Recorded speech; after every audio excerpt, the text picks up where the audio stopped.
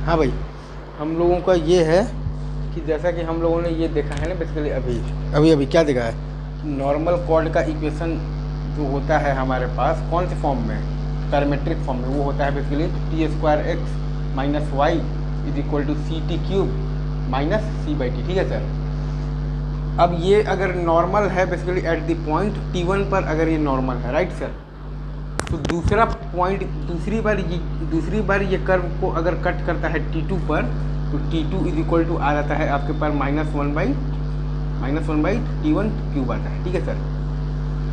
ये जो normal at T1 अगर है, ठीक है सर, नॉर्मल एट आपके पास दिया हुआ है बेसिकली T1 पर, ठीक है, मान लीजिए ये है T1 स्क्वायर एक्स माइनस ये T1 cube minus C by T1। ठीक है सर। ये अगर दूसरी बार कर्व को अगर ये बेसिकली तो T2 पर कट करता है, ठीक है, मतलब कि हम लोग इसमें डाल देंगे CT2 सी बाई T2। ठीक है सर।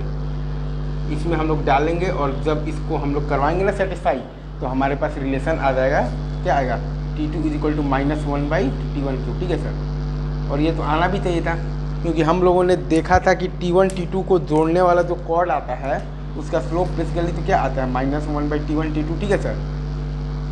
और भाई बराबर ये बेसिकली है क्या आपके पास, ये जो दिया हुआ है ये आपके पास नॉर्मल है एट द पॉइंट T1, तो बराबर आ गया है T1 स्क्वायर के। तो अगेन T2 आपके पास क्या आ गया बताइए सर। उसी लॉजिक से आपके पास बेसिकली जो T2 आ रहा है वो T2 आपके पास आ रहा है -1/T1 का क्यूब। ठीक है सर।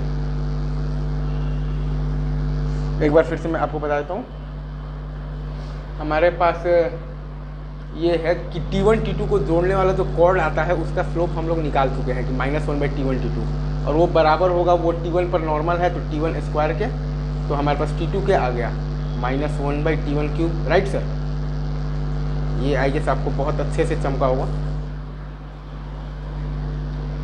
तो हम लोगों ने काम ये किया है कि T1 पर जो नॉर्मल है basically T1 square X minus Y is equal to C T1 cube minus अपने पास का C बाई T1 है। ठीक है सर। ठीक है सर। T1 है, राइट सर। इसमें हम लोगों ने डाल दिया है basically CT2 C by T2 को। ठीक है।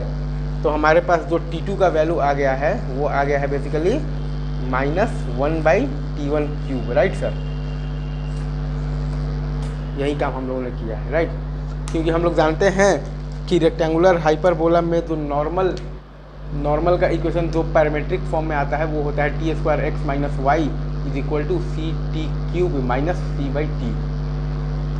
रेक्टेंगुलर हाइपरबोला का नॉर्मल का इक्वेशन जो आता है अपने पास पैरामेट्रिक फॉर्म में, तो वो आता है basically T square X minus Y is equal to CT cube minus C by T। ठीक है सर। तो वो अगर आपके पास नॉर्मल है बेसिकली, वो आपके पास है बेसिकली T1 पर, तो आपके पास इक्वेशन क्या आएगा बेसिकली, तो आपके पास इक्वेशन आ जाएगा T1 square X minus Y is equal to C times T1 cube minus C by T1।